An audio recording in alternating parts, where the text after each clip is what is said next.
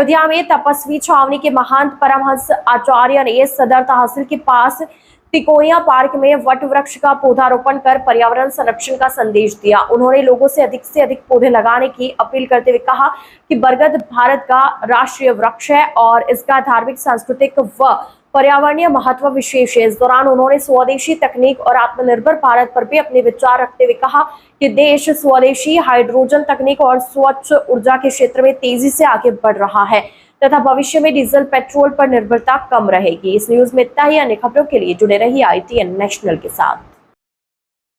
यशस्वी मुख्यमंत्री योगी श्री आदित्यनाथ जी के द्वारा पर्यावरण की रक्षा के लिए वृक्षारोपण महायज्ञ 2026 एक पेड़ मां के नाम जो अभियान चल रहा है, उसी अभियान के अंतर्गत मर्यादा पुरुषोत्तम भगवान श्री राम की पावन जन्मभूमि अयोध्या धाम से मैं तपस्वी छावनी पीठाधीश्वर जगत गुरु परमहंस आचार्य आज देश के माननीय प्रधानमंत्री श्री नरेंद्र मोदी जी की ओर से एक पेड़ भारत माँ के नाम अयोध्या धाम में मैंने लगाया है और यह वट वृक्ष है जो भारत का राष्ट्रीय वृक्ष है।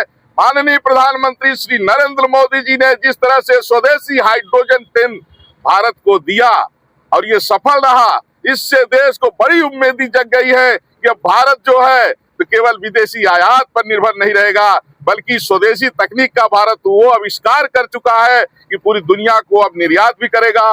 भारत विश्व गुरु बनेगा, भारत दुनिया में नंबर 1 बनेगा। इसलिए भारतीय जनता पार्टी ने जिस तरह से देश को सशक्त करने के लिए लगातार आगे प्रयास कर रही है, हम सभी साधु संत देशवासी भारतीय जनता पार्टी के साथ में है, योगी जी के साथ में है, मोदी जी के साथ में है और देश विरोधी इंडी गठबंधन जिसने देश का बड़ा नुकसान किया है उसकी राष्ट्र विरोधी सोच को दरकिनार करते हुए जिस तरह से मोदी जी आगे बढ़ रहे हैं, पूरा देश कंधे से कंधा मिला के मोदी जी के साथ है। आज मोदी जी का प्रतिनिधित्व करते हुए मैंने एक राष्ट्रीय वृक्ष अयोध्या धाम में भारत माँ के नाम लगाया है। लेकिन महाराज जी एथेनॉल का विरोध भी हो रहा है, कह रहे उससे गाड़ियां खराब हो रही, विपक्ष लगातार। यह विपक्ष जो है राष्ट्र विरोधी मानसिकता वाला विपक्ष है, यह आतंकवादियों का मुकदमा वापस लेने वाला विपक्ष है, भगवान श्री राम को काल्पनिक बताने वाला विपक्ष है। यह विपक्ष राम विरोधी भी है, राष्ट्र विरोधी भी है। यह जो है तिल से तार बनाने वाला जो विपक्ष है, विपक्ष को दुनिया पूरा देश जानता है कि विपक्ष का जो भी कार्य है वो देश विरोध में है। भारतीय जनता पार्टी का जो काम है, अब ये जो स्वदेशी हाइड्रोजन ट्रेन है, ये आप देखिए कि किस तरह से हाइड्रोजन और ऑक्सीजन से जो है यह बिजली उत्पन्न करेगी और उससे चलेगा। इसमें कोई वायु प्रदूषण भी नहीं है, वो केवल इसमें जो है तो जल निकलेगा।